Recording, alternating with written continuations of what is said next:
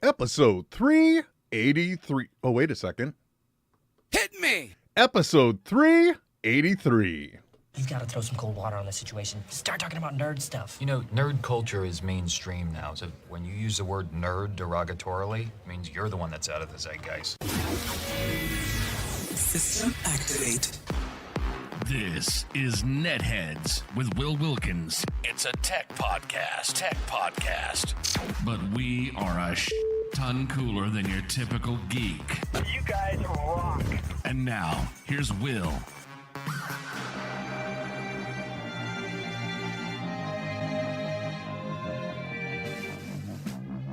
No one listens to the radio. I wasn't even listening. I was listening to podcasts. Podcasts are great. Radio's boring.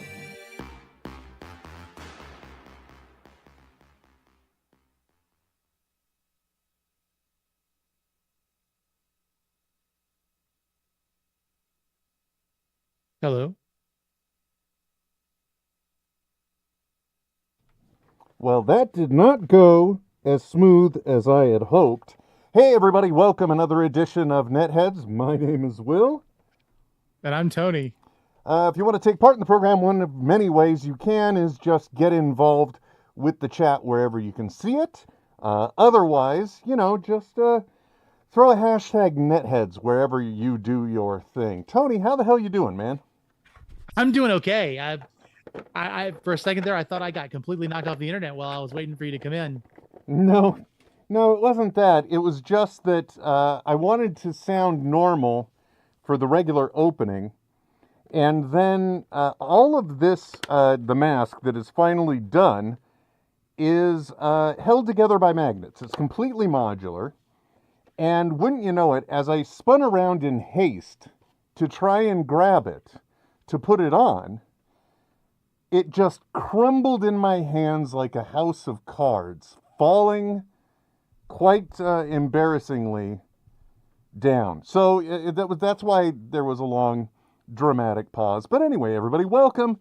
You know what? I should probably just say now, there could be spoilers abound for today, because there obviously has been a very big movie that has dropped. It's a movie that I think a lot of people have seen based on the numbers, but in the event that you haven't seen it, please know there will be spoilers. Anyway, Tony, because I'm not going to do the entire show like this.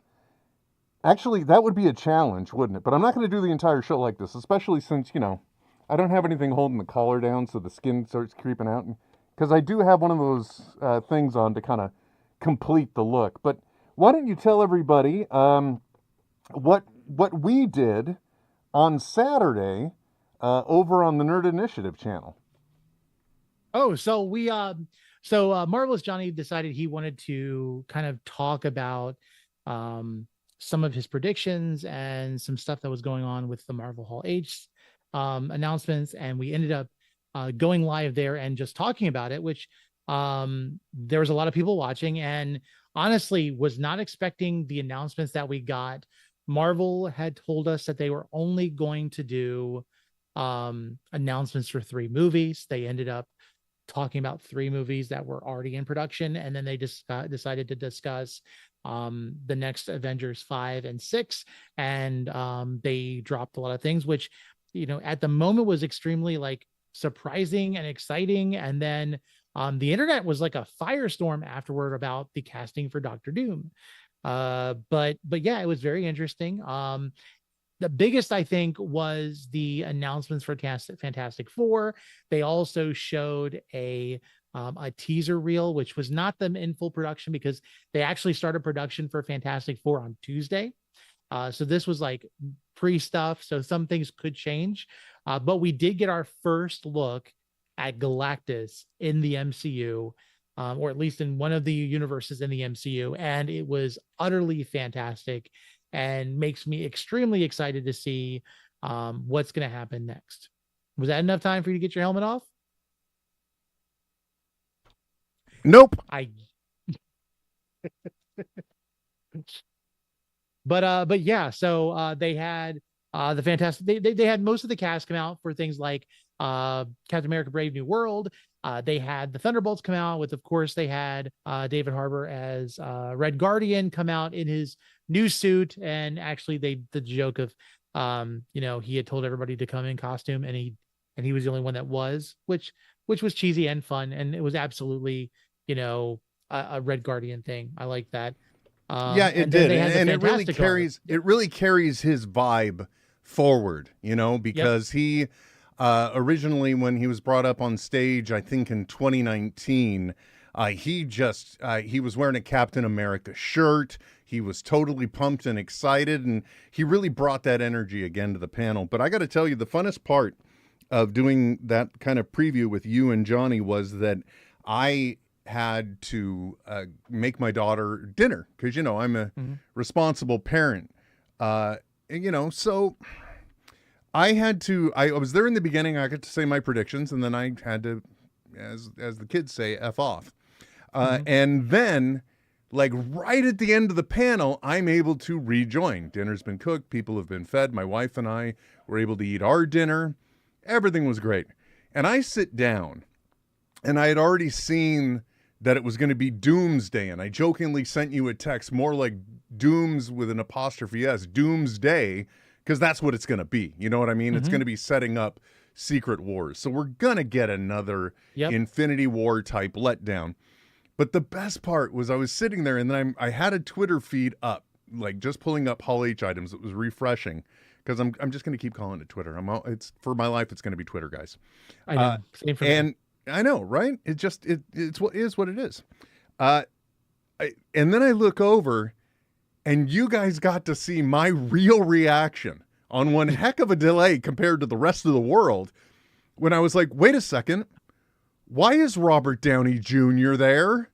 And then literally you guys are like, oh my gosh, you don't know. And I'm clicking a video live on air, just watching that going, oh my God.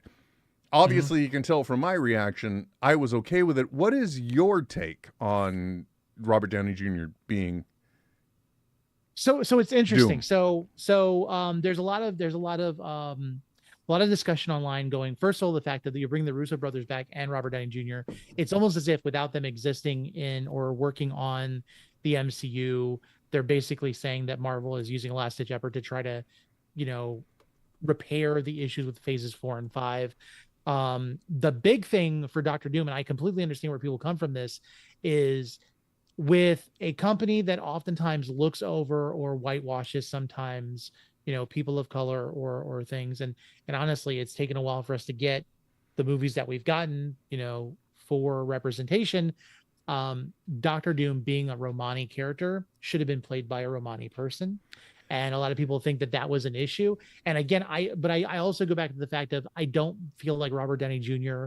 is going to be the end all Doom, because I think that whoever is Doom is using Tony Stark's image to wreak havoc and to just muddy his name. That's what I think. If they don't give us another person that's playing Doom, it kind of seems redundant to keep having. It's like, okay, we keep leaning on variants. It can be a little bit much. Tony, I'm gonna stop you right there. Okay.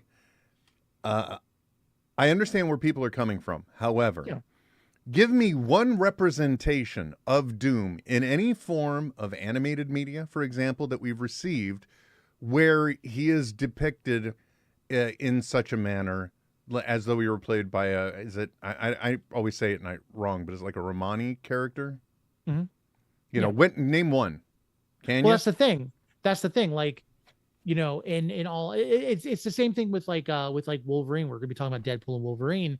A lot of people were hoping that we would get a indigenous Canadian person that was playing, Wolverine down the road. It looks like from what we've seen from the reactions from the movie, Hugh Jackman's back for a while if they keep giving him what he wants. Like, yeah, he is. I hope. But you know what? Then again, I kind of hope not. But it was so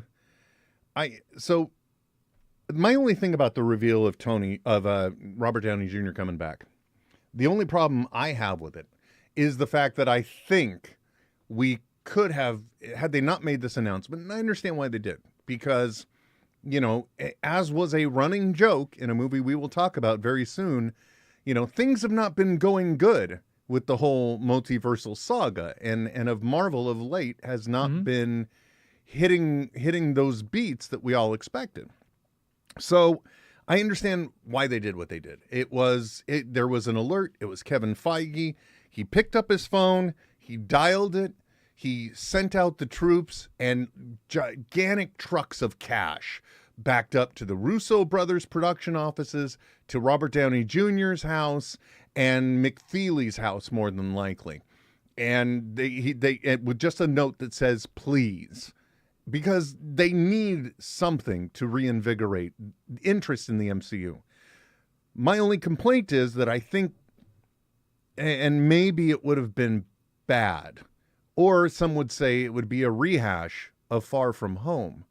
But I would have liked to have lived in a world where we didn't know about this casting, or when the movie starts getting close, we see that Robert Downey Jr. is back, and we go in, and everyone is amazed at this Tony Stark variant that's now in what Deadpool's movie is affectionately referred to as the 616. And then, near the end, at the beginning of the third act, is the big reveal, the big twist. This is not a Tony Stark. This is Doom. So that is a world I would have liked to have lived in, but otherwise, I can't make a Marvel movie. They're going to do what they're going to do. I don't care.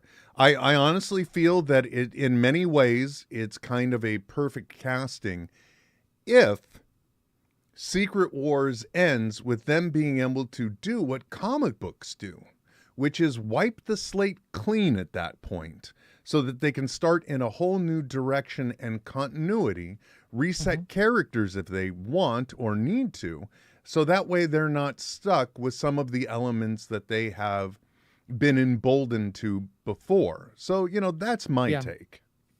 Well, okay, so here's my thought. Like, one of the things that I really loved when you first go into the X-Men, yes, you had people like Halle Berry, you had James Marsden, which people knew, but then Hugh Jackman was a new rising star. Like, they weren't going to go with him originally. They ended up going with him.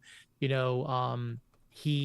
ends up, becoming something that everyone knows, a household name, and we get to Deadpool and Wolverine. Robert Downey Jr. was that underdog who he wasn't insurable. He was one of those people that the studio took a risk with, and it paid off. And I feel like having him come back for another character kind of like prevents that, again, another breakout artist from finding the. Now, whatever they do, it'll be interesting. I'll look forward to seeing what they do and how it works out. But I'm kind of just a little bit surprised, especially with the fact that it's coming out that he's going to be paid more than $80 million for this role in Avengers Doomsday. That's every freaking penny. Tag.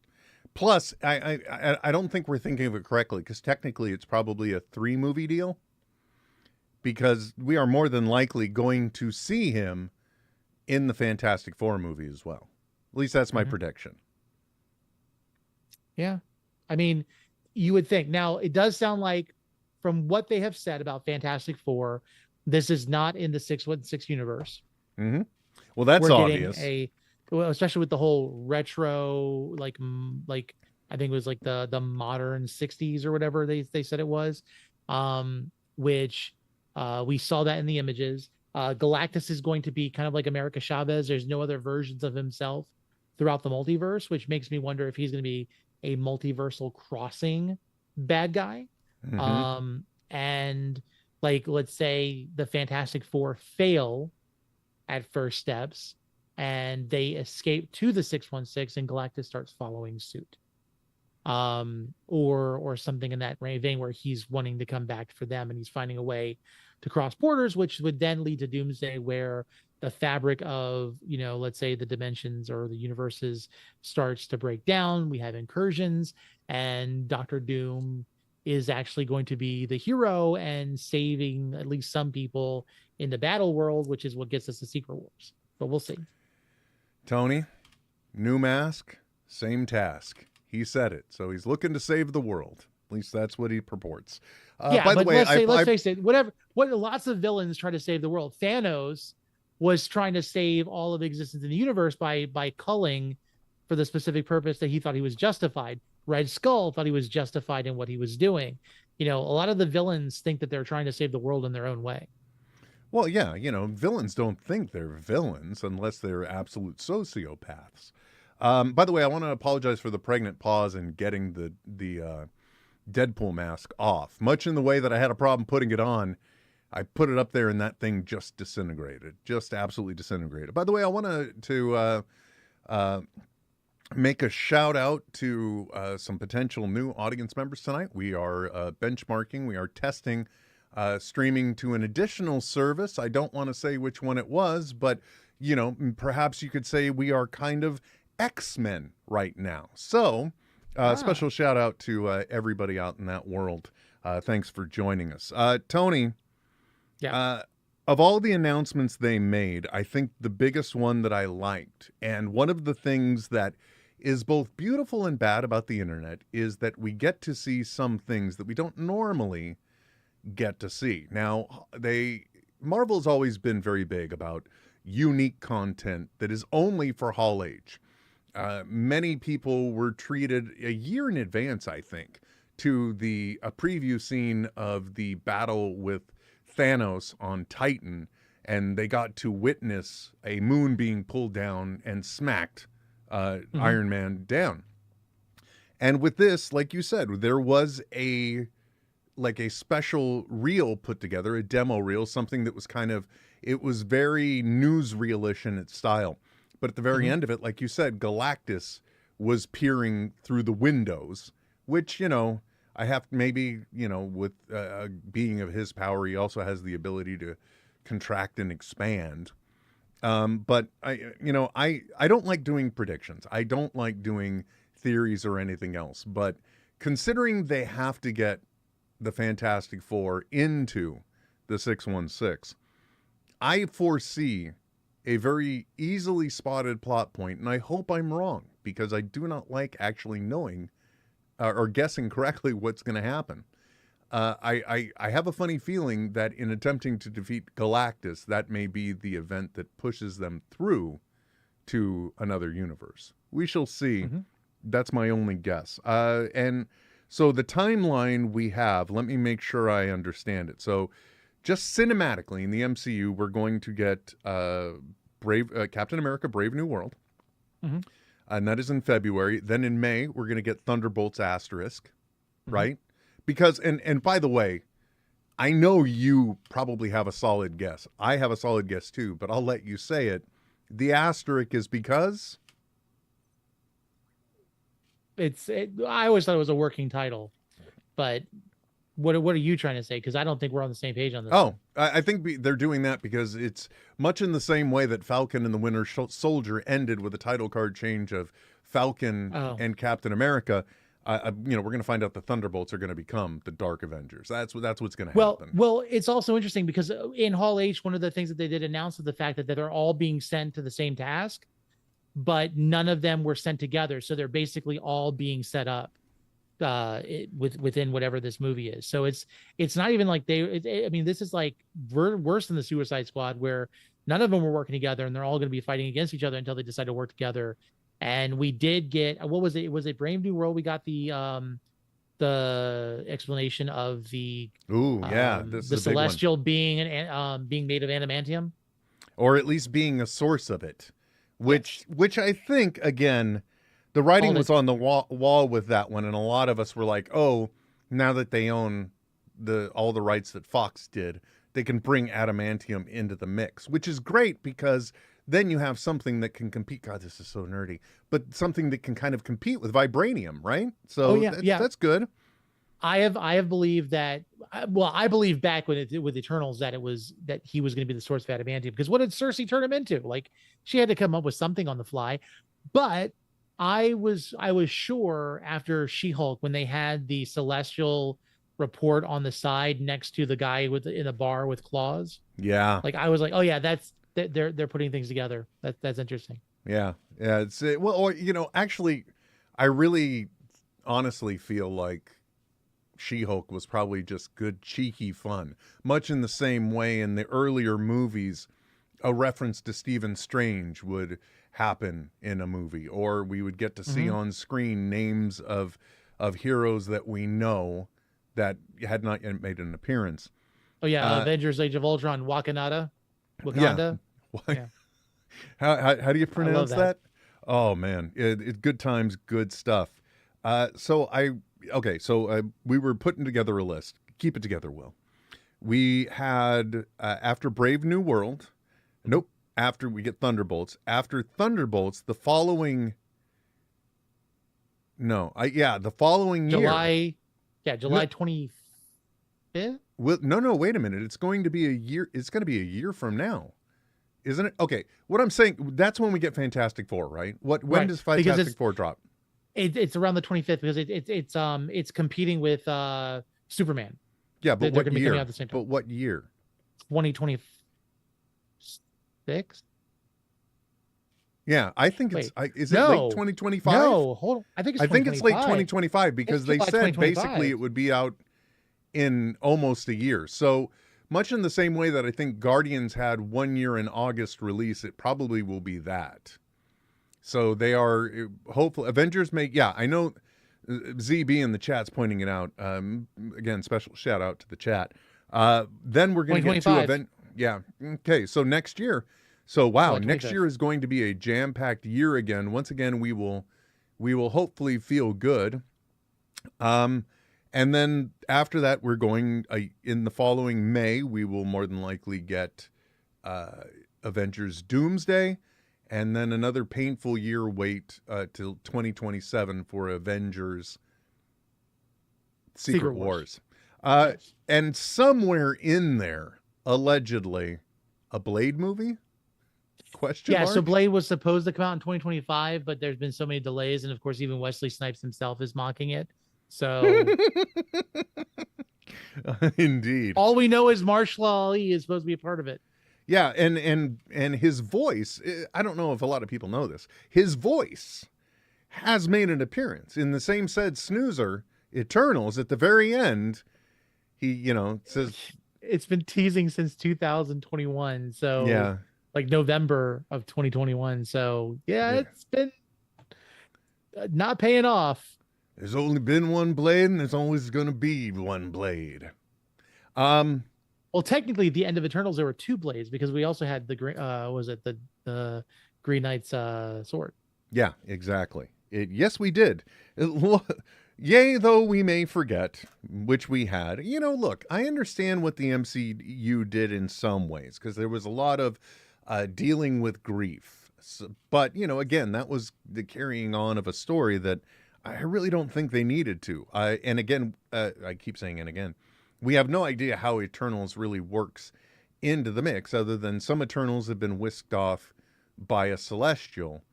And, what's that going to be? I made the theory originally Secret Wars was going to be more along the lines of the Celestials would be taking the place of the Beyonder because I'm old enough to remember in the 80s there was a Secret Wars event that was not the kind of rebooted version that was initiated by Doom. Doom was present. He was a part of it, even stole the powers of Galactus to tip the tide there.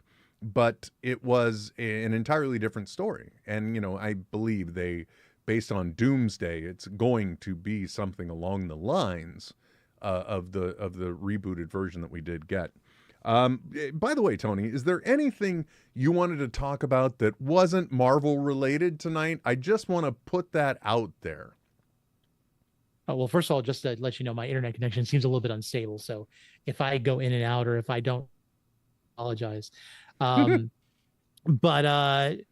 no, so interesting. While we're waiting for the Hall H announcements from Marvel, we were getting announcements about the Penguin and the Batman, which were interesting, but not interesting enough for me to even remember what they were.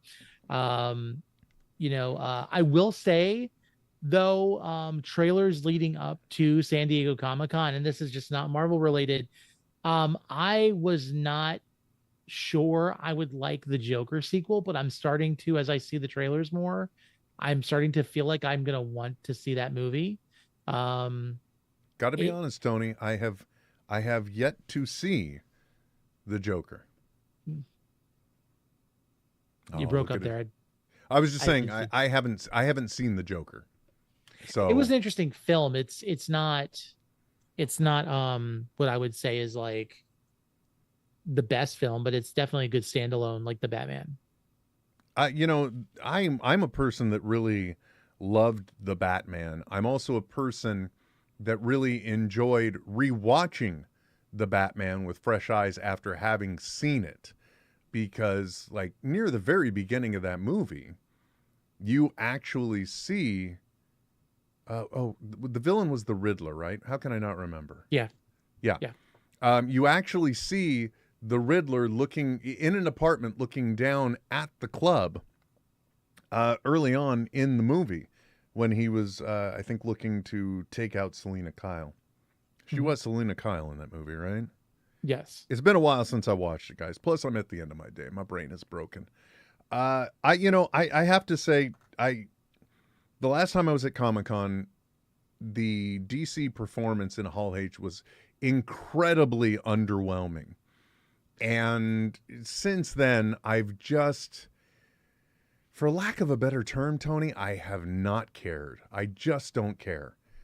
I want to go there someday, but no, I just mean about DC. Superman may be the thing that makes me care about DC properties again, but we shall see.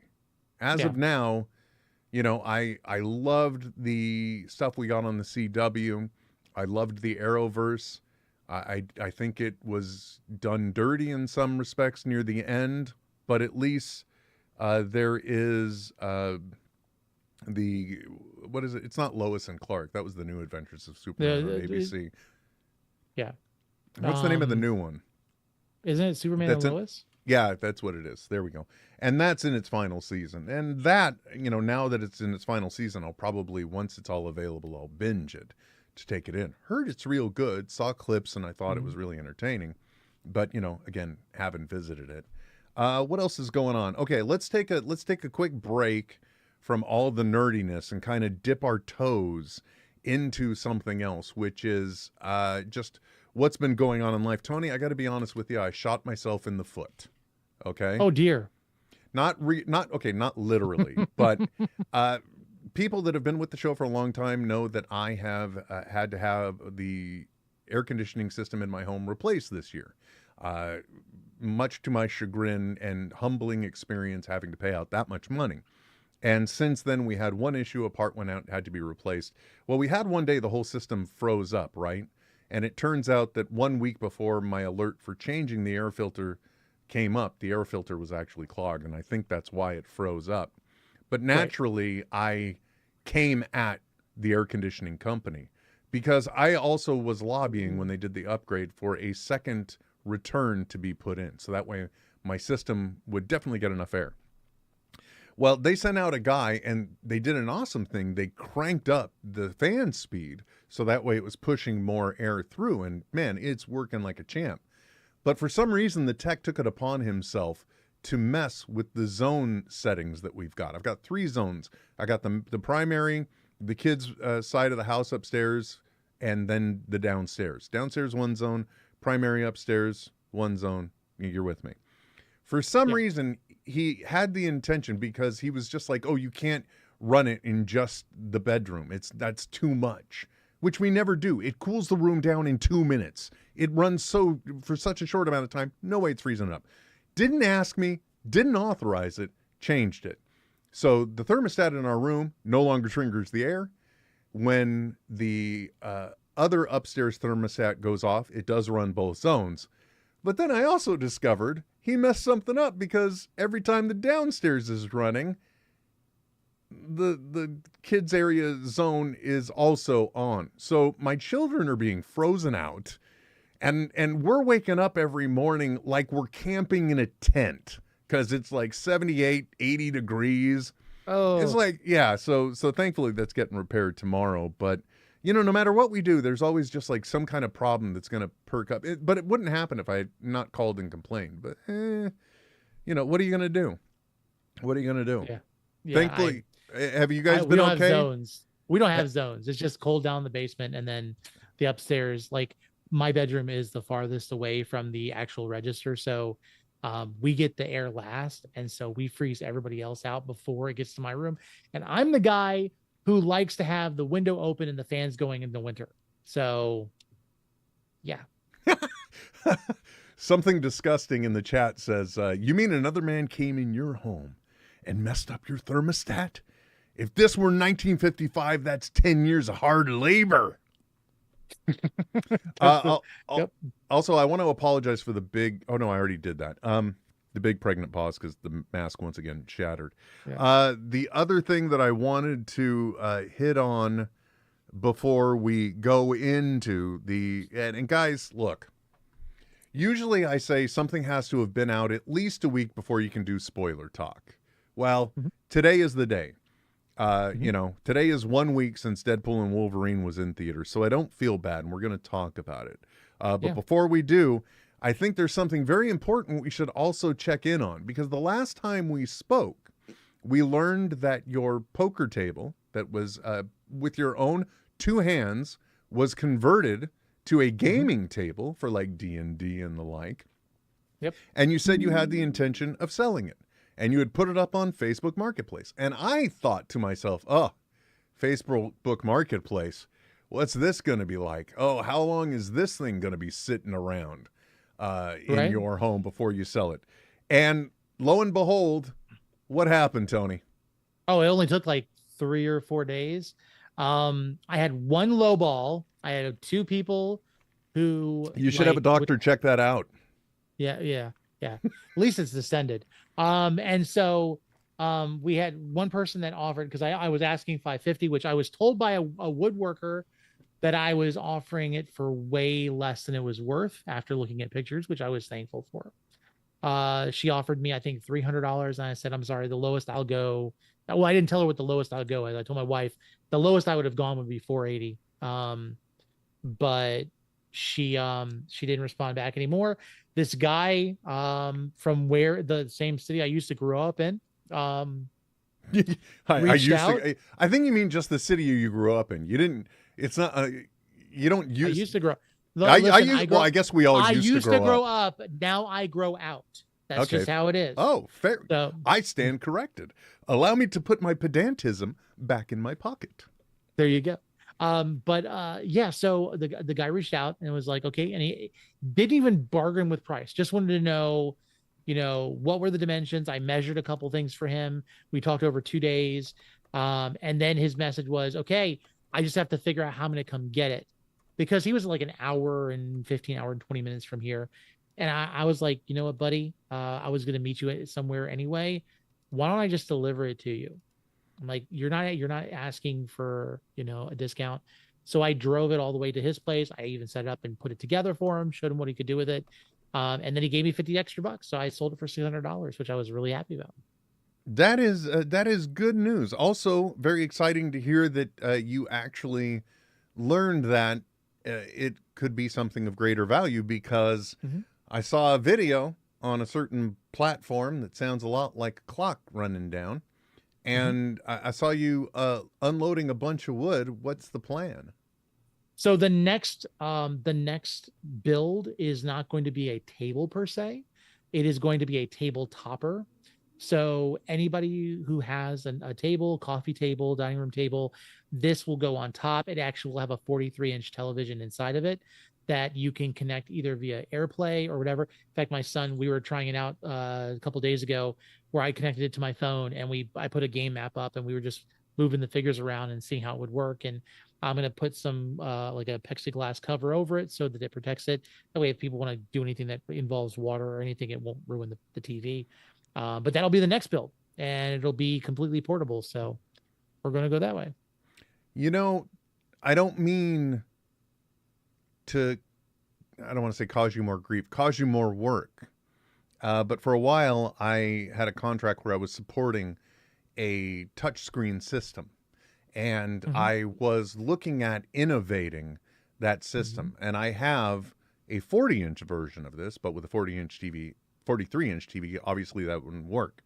But for a very inexpensive price, you can get a frame that will sit on top of the TV and integrate with like a computer, and it will utilize your presence via the infrared in there to track your fingers and instantly turn that regular TV into a touchscreen. Yeah, which I think would be pretty dope for a gaming table. When I finally get to the point where I do like the ultimate TV, I found that there's a really cool touch screen, and it also comes with a pen. It's a $1,200 screen. It's a 55-inch screen, and it's 4K. It works with everything. It has its own built-in apps and everything else, and it has a hard drive built into it. I'd love to end up making that be the display for like a bigger table setup.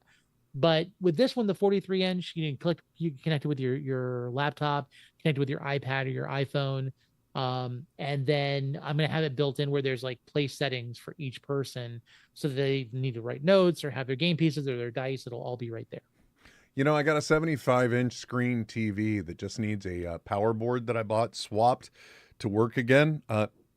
You know, if you want to drive out to California and pick it up, you can just turn that into a big, giant gaming table. Oh, yeah. Right there. Oh, yeah. Right? Mm-hmm. Can you imagine? That'd be heavier than the Dickens. I've jokingly said I'm going to repair the thing and then put it behind me. So this is all just a virtual background that's running at all times. But you know, I don't really think it would fill the frame. So no worries. Oh, no. It's fun having the stuff behind you, except for when it auto focuses on that and not you. That's the only problem. Yeah, that would be bad. That would definitely be bad. So how long do you think this project is going to take? Well, I said if I focused on it, I could get it done in probably 3 or 4 days. I haven't even started yet. I just did TV measurements. So probably this weekend, I'm going to take the 2 days, Saturday and Sunday, and see what I can knock out. And then from there, we're just going to kind of have fun. You know, I can see you. I can't hear you, but I can see you. Okay. So yeah, I can't focus now. It's like we got Will. I can't hear you. Why can't I hear you? Sorry. Yeah, no, I did that on purpose. Apologies. I had to mute though, so you wouldn't hear it. I just figured we would show everybody how ridiculous it is to try and put this thing on in one piece, because it just falls apart every time. I feel like you're like a monk at this point. Like it's See? And when you try and do it with a camera, it's impossible. What you really got to do is just use your peripherals to try and match things up. Because when it connects, this part connects, no. Oh, it's because I got the side on. That's stupid. Okay, anyway, I was trying to just show everybody what the experience is like while you were filling in and not have all of the rattling going on. But let me make a recommendation for you. The magnets help to keep it from being difficult to take off. Mm-hmm. What if you put a little bit of tape so that they could flap loose, but they'd still be connected? That way it would kind of, you could keep it open and then it would fall in on itself. Okay, this one's this side. You know, I've thought of a few things. Like I was even like, oh, maybe it'll help be supported by something like Velcro. Like but then it will break into. That's like a cheap looking Magneto helmet right now. I'm just gonna say. Oh, right. When you get this far, it doesn't look so hot. Or it looks like I'm trying to figure out what movie this reminds me of. It reminds me of a specific movie, and I can't think of it. Okay, so now that I shouldn't have put the sides on, but now that the sides are on, this is where I was like, you can use your peripherals to kind of line it up. It's awkward. I was so excited about this design, right? But then when you go to try and put it on, there we go. Unless, I have found this is the easiest way. Look. Now I understand why there was a pregnant pause. Right? Because this thing just will, in a heartbeat. I don't know if I used the wrong kind of magnets or what. You know, like these aren't maybe those full.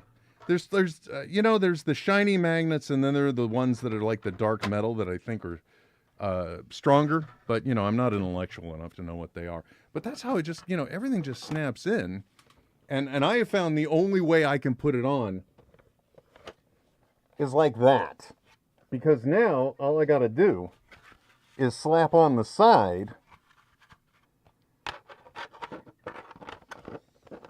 If you get the right angle. and then you're in it. There you go. I like the way I try and claim that was on purpose. No, I was trying to not be on camera. I cannot tell a lie. Tony, look, it's time to get into it. It is time for us to discuss. You see, the mask is on. The spoilers are on. It is time for us to talk about Deadpool. I hope the project goes well. I'm looking forward to it. Nobody cared who I was till I put on the mask. Sorry, I did that for the chat. Tony. Yes. Deadpool. Without getting into spoilers, first of all, when did you see it? How did you see it? And then, what are your initial thoughts? Okay. Saw it in a Regal Cinema, which is, I got popcorn buckets from both AMC and Regal. That's a long story in itself. Went to a 3D showing of the film. Literally, we would be a week ago, we were driving home. So we had left, we had gone to like a 6:50 showing, and we got out around 9 something. So I mean, just fresh off, absolutely love the film. Haven't come with that much of a high for a long time. And yeah, I mean, surprisingly though, the more I think about it, I will tell you about that a little bit later. So what are you thinking? What are your hold thoughts? on. You said you cut out there. So the more you think about it, what? The more I think about it, there's something that infuriates me. My internet's all wonky. I apologize. It's probably because your kid is streaming something. By the way, I gotta say too, and I hope this sound quality doesn't drive everyone nuts. I have to say as well, I got to see it at 3 o'clock. The AMC theater I usually prefer to see movies at had no seats, so I went to the downtown independent cinema. But the cutest thing was you told me you were driving home, and I was so excited I called you because I wanted to hear your opinion of the movie, what you thought of it, if you liked it, that kind of thing. And you were trying so hard to talk to me about it without spoiling anything because you thought I still wasn't going to see it until Sunday. Right? So I thank you for that. But the best moment was when I'm like, dude, it's okay. I've seen the movie. And then you're like, oh, and the floodgates opened. So that was nice. Oh, yeah. I have to say... it was so fun just to freak out about something. Yeah. Just like... Go ahead. Go ahead. No. No, I was just saying, like, it's you know, it's... You're... And I say this a lot of times. If you guys can... is unstable, so I apologize. I cannot tell you how much of an experience it is to do this with people that you know, to go and see these films as a group, as a collective. I appreciate with my wife watching the films, but I was thankful that I was able to call you and talk. It was so much more fun to do that. Yeah, I completely agree. Now to catch you up, so I said I saw it at the downtown theater. And getting into my initial thoughts, I still thoroughly love it, even after seeing it again on Sunday. But I do have to point out one thing. You were completely right, and you were completely justified in your continuous reiteration on the internet to parents, speaking out through us, that this movie was not for kids. And I say that because at the Sunday morning showing I went to, I saw not one but 2 families in the audience, and I literally knew in my head the moment Deadpool is getting picked up by the TVA, they're walking out of here. And sure enough, the moment I saw a time door open, or I don't know if they're called time doors. As a matter of fact, I don't know what they're called. But whatever happened, that was definitely the moment. Because, spoilers, guys, that's where the movie first mentions pegging.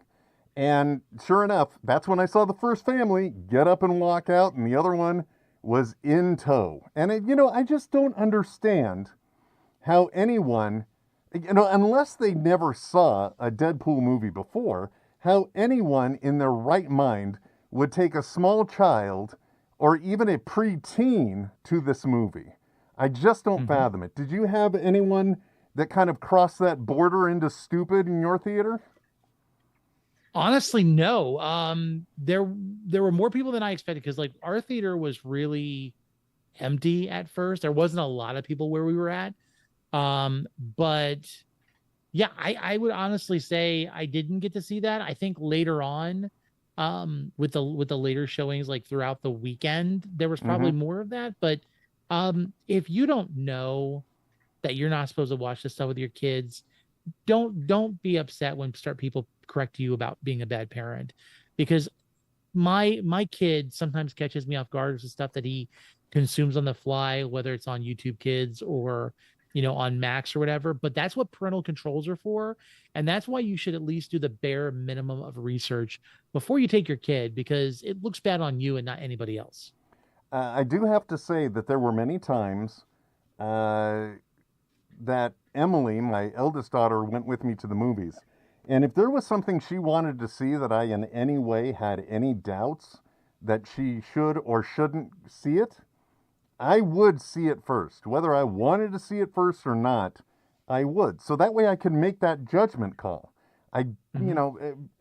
Parents mystify me in this particular case. But I also understand that we live in an era where people just don't want to do their own research. They're just tapping into the zeitgeist and they're like, hey, let's go see this movie. Enjoy the awkward questions later, guys. I hope it worked out well for you.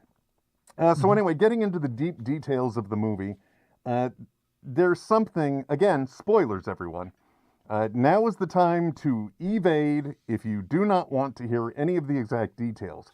If you are one of the handful of people that hasn't seen this movie based on the box office that it experienced, I apologize. Spoilers, spoilers, spoilers. We used to have a spoilers warning put up, but I don't think I migrated it over here. Anyway, and by the way, I'm looking down like this because I have no peripheral vision. So if I don't hold my finger over the button, if I move my hand off of the control, I don't know how to switch to you. I just can't. So that's why I keep looking down. There's nothing else going on over here. Anyway, one of the things I will say that's not exactly spoilerish about the movie, but it is, because there is a part of the movie where we do get to see variants, if you will. We get to see people from other past Marvel movies. Not so much, like the whole, because one of the things I think a lot of people anticipated with this film is they really expected it in many ways to be Deadpool somehow killing off the 20th Century Fox universe. And That's what I thought. And it was exactly the opposite of that, you know? So that was kind of nice to see that they didn't have that take. But I did not expect this movie to have as much heart as it did. And by that, I mean that when we see these characters that were in other past Marvel movies, spoilers, guys, Jennifer Garner as Elektra was there. We got to see Chris Evans as Johnny Storm again. Not from Fantastic. By the way, yeah. Elektra is also not upset the fact that Daredevil was killed in the I'm fine with it. And there were, when Elektra is revealed, I experienced the biggest shock and then the biggest sense of joy I ever have, because after Elektra walks in, Wesley Snipes returns as Blade in this movie. And, for the longest time, everyone thought Wesley Snipes hated Ryan Reynolds. They even have a line in the movie where he says, I don't like you. And then Deadpool says, and you never did. Never did. Yeah. Which I thought was genius. And then, in the ultimate bit of being able to fulfill somebody's dream, much in the same way that Ryan Reynolds always wanted to play Deadpool, in walks Channing Tatum as frickin' Gambit. Yeah. And his lines were the funniest, because when they're talking about being ripped from their worlds, he's like, it's like, I've always been here. I've never been, in my own universe. But it's really almost like wholesome, they never knew me. Exactly. What was really wholesome about it is, I don't know if you saw Channing Tatum's comments about Ryan Reynolds. Like he he gushed about Ryan Reynolds fulfilling a dream of his, Mm-hmm. and how it held, like it was such a kind and like a thankful response that you don't realize how much catharsis this film did. Wesley Snipes got to be Blade again, and he even got to like give a little jab of there's only one Blade. And you've got Jennifer Garner being, Elektra, and she was a good Elektra, and joking about Ben Affleck's Daredevil, not being upset about that. And you've got, Channing Tatum with his joy, enjoying that. And then you have the reuniting of X-23 with a different Laura. Wolverine. She has a name. Yeah, exactly. But X-23, and she was called both. Thank you very much. But her being able to kind of give Logan that pep talk he needed to get out of himself and to fight. And even the heart between the two of them, as much as they're fighting and they're mocking and they're doing all those things, the Wolverine Deadpool dynamic was one that really it just showcased Ryan Reynolds and Hugh Jackman's friendship, and that was what was I think most impressive. And I'll definitely get there in a moment. But the one thing that I absolutely loved, that it's dialogue in the movie, so they put it on Front Street. There was no way you weren't going to notice this. But in giving this movie gave those aforementioned cameo characters, aside from Johnny Storm, something that they didn't get to do. Because when they were cast in these roles, there were big plans, but the only one of them that really got to kind of fulfill that destiny in many ways was Wesley Snipes, because at least there were 3 Blade movies. Whether you liked them all or not, right, there were 3.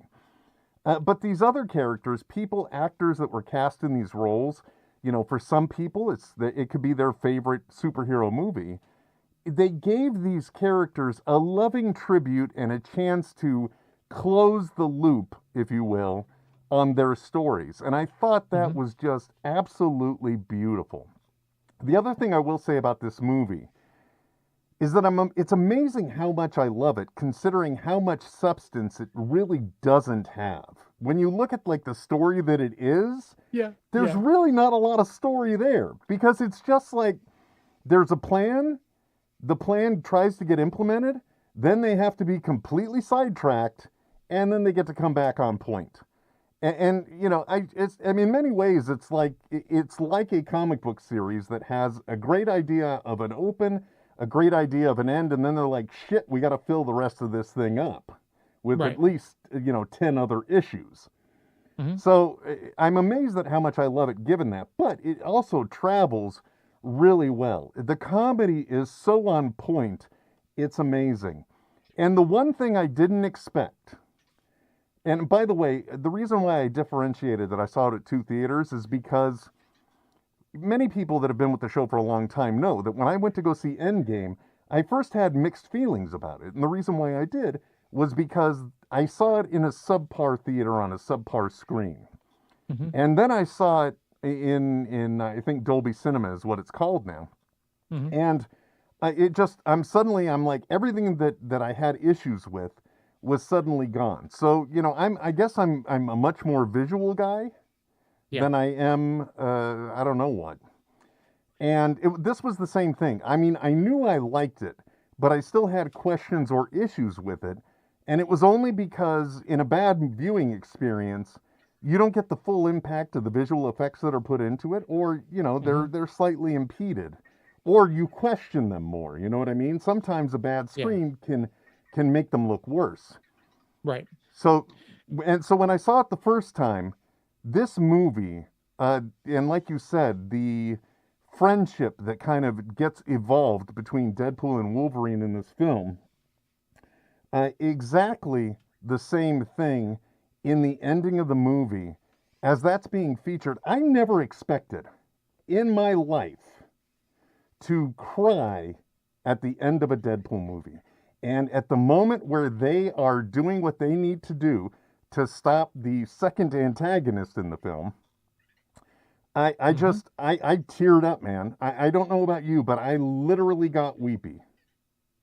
But it also went even farther. The beginning of the credits, with the Green Day song, and they're doing the montage of all the X-Men franchise. I'm like, we had just spent weeks nitpicking and talking about things with X-Men, and I'm sitting there watching them making these films with the B footage, and I'm like, man, I miss these movies. I miss the Fox X-Men franchise. Like, I'm literally like getting emotional watching this.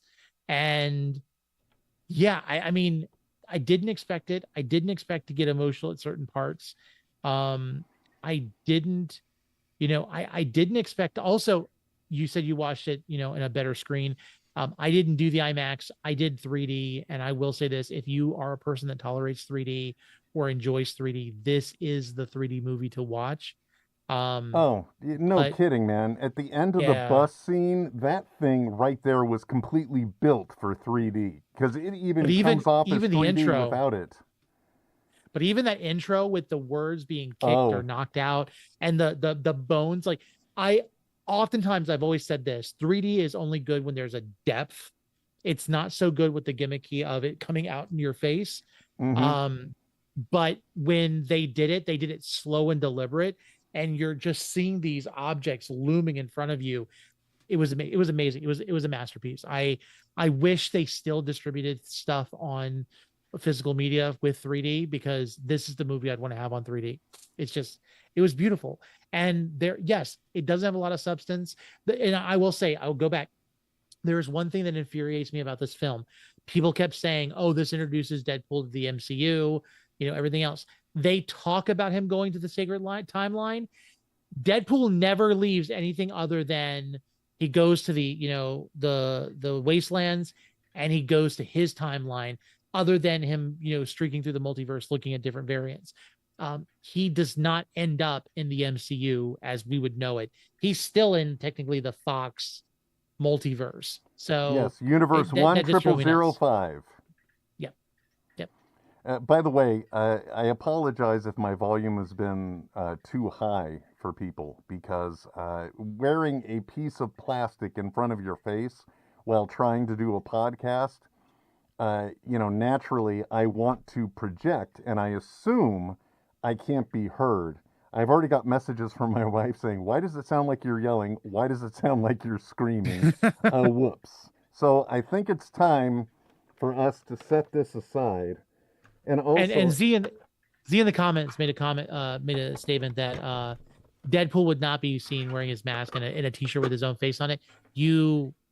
That is I completely absolutely what disagree. Deadpool would do. There is, right after the last Secret Wars run, this is how bad like things were happening. Deadpool was the most popular character, and he was the one who was funding the Avengers at Avengers Tower with his own merch store in the building. And so, yes, he would absolutely wear his own shirt. Oh, yeah, definitely. And by the way, too, there's an element in that movie that I am wondering if we are going to see as a payoff in Secret Wars. And that's all I'll say about it. Oh, if yeah. you know, yep. you know. And Yep. I just thoroughly believe that it would be a masterpiece of writing if my wife even said, "You're wearing that mask, aren't you?" Yeah, I that would be a brilliant piece of writing, and it would definitely give people a feeling that there was a plan and a connection. I think it was just a joke. For those of you that I don't know. I don't think so. No? Yeah, there's a scene where, for some reason, once it's known that the 10005 is going to be eventually demise, they, for some reason, pulled Deadpool out of his universe because the powers that be feel he is important, which, in the long run, it could be because of his involvement in Secret Wars.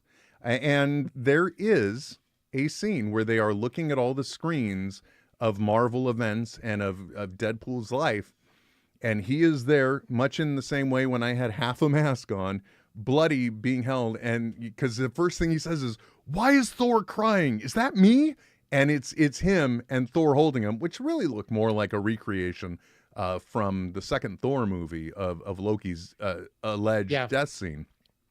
Yeah. But then the other gag that I loved is like every time Deadpool is waking up from being knocked out or asleep, it's always a Thor reference at that point. So now he is just dreaming of this moment to get fulfilled.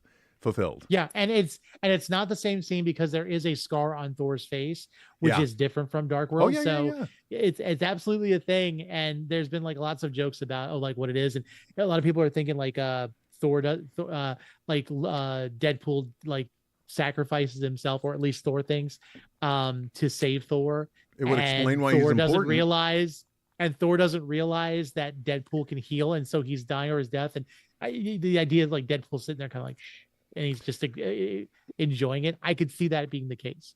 By the way, since I got pedantic and got slapped down, I think there's another point that I would also like to bring up, because I was very excited in the first viewing of the movie when Deadpool gets his new costume and he says, "and adamantium katanas."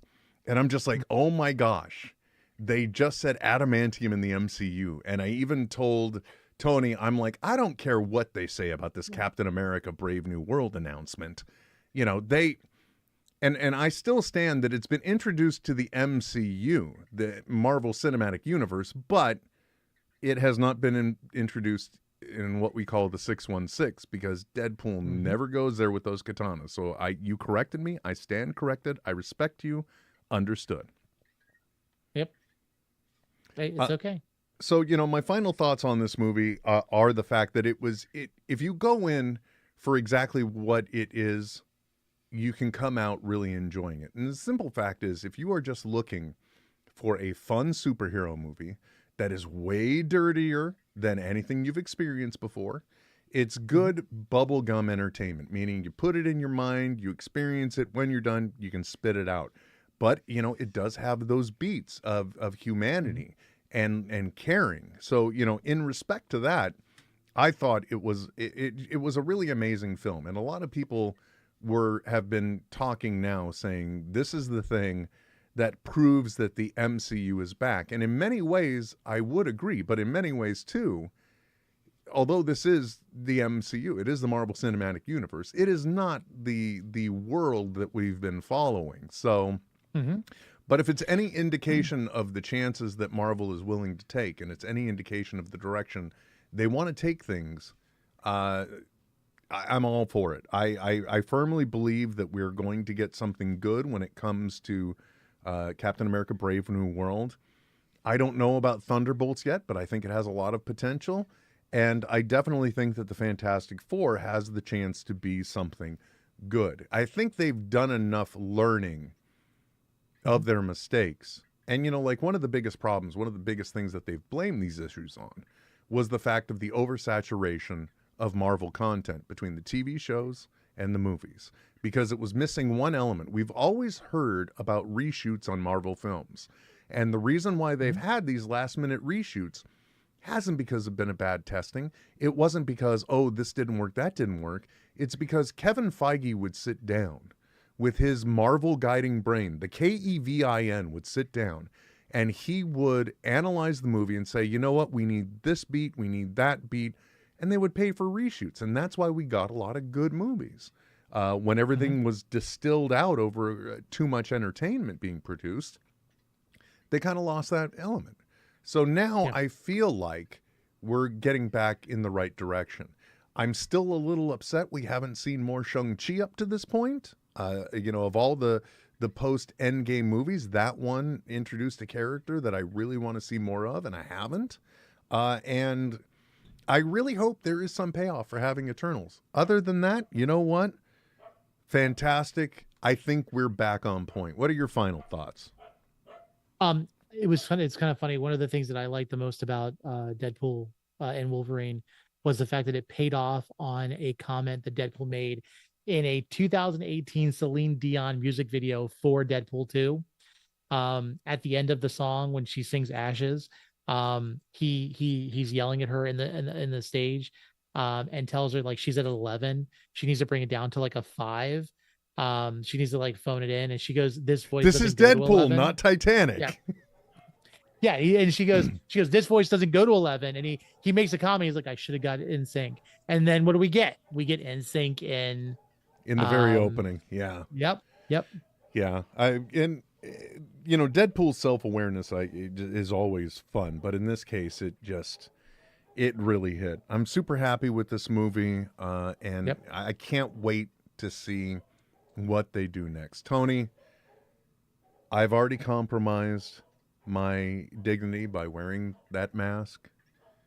I think we have the dead horse is crying and says enough already, in my opinion. Why don't you go ahead and tell the people where they can find you? Okay. You can find me on social media at Mr. Marvelite. You can also check out my company, Nerd Initiative, nerdinitiative.com, or the Nerd Initiative Network on YouTube. Also, you can find them I think it's nerd_initiative on X, and then nerd.initiative on Instagram. Be sure to check out all this stuff. They're doing great work with comic books and everything else there. But yeah, that's about it. There you go. You can find me on that Will Wilkins everywhere you look. By the way, Tony, I don't know if you know this. I've actually got 2 of these things because, well, for some reason I was looking up the information because this is a 3D. I should give credit where credit's due. There's a website called do3d.com that did that design. But one of the things that is different between the two, they had an update and I learned, they have leather textured eyes now that you could print out rather than just a flat piece of plastic when it prints. And so I was so excited about that. And so I went to look on how to get it. And it turns out I did get an email of an upgrade. And then I learned that there was more of a fabric pattern printed on that one. And suddenly I'm like, oh my gosh, I'm going to do it, aren't I? So I printed up that one, which actually is better because the detail of the stitching around the eye is a little bit bigger. And like I said, it's more of a fabric. This one is nothing but bumps. But in the world of 3D printing, there are some things that we just can't stand for. And one of them is layer lines. And with all of the texture going on with these masks, there's no way really to do very much correction because the trick is usually Bondo and sanding. I did not realize until when I was doing a video earlier for the NetHeads Patreon subscribers. By the way, this week's Patreon subscriber, we shout out 4-Color PJ. We appreciate your support. It was when I was doing that and I pulled up this other helmet, I learned, oh my gosh, you can't make it out on there, but there's layer lines all over this piece. So now, maybe I would have just printed another piece, but I was just like, oh man, well, I'm glad I got another one. and I also will say it is also a good showpiece if you want to just have it out. It's interesting, except if you leave it sitting out on the kitchen counter, at which point I can guarantee you will greatly creep your wife out. Until next time, folks, thank you very much for joining us. We appreciate it talking to you. If you have not seen Deadpool and Wolverine, are you living life right now? That's what I say. And in a comment that you would never expect to see after everyone was just talking about Marvel for the last hour. My name is Will. And I'm Tony. Live long and prosper. May the force be with you. NetHeads. We'll be back soon. Goodbye. This has been a Smodco Internet production. SIP. Only at smodcast.com. I so can't wait to go back and look at the video when I was not expecting to be on camera and see the panic and absolute look of defeat when the mask crumbles in my hands yet one more time. It was almost like a look like you got caught with your underwear on, or that you adjust your underwear on. Like that was the kind of look. It was just like,